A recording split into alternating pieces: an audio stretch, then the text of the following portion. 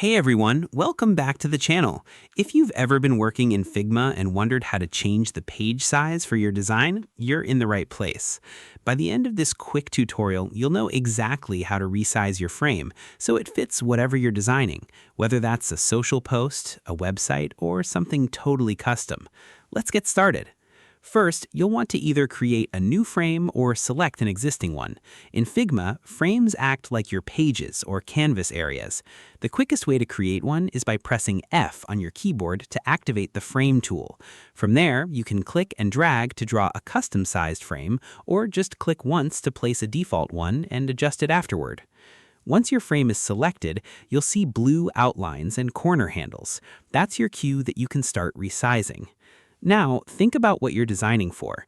If you want a standard size, like an iPhone screen, desktop layout, or even A4 paper, you don't have to guess. Head over to the right-hand Design panel and you'll find preset frame sizes.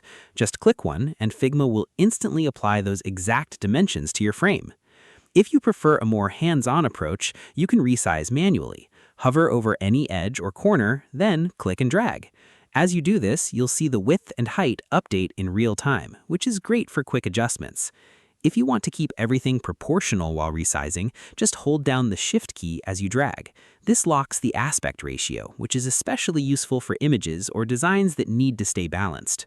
For precise control, look at the W and H fields in the right panel. You can type in exact dimensions, like 1200 by 628 pixels for a Facebook banner. Hit Enter, and your frame will snap perfectly into place. And if you want to resize everything inside the frame along with it, there's a handy shortcut. Press K to activate the Scale tool, then drag to resize. This keeps all your content in proportion as the frame changes size.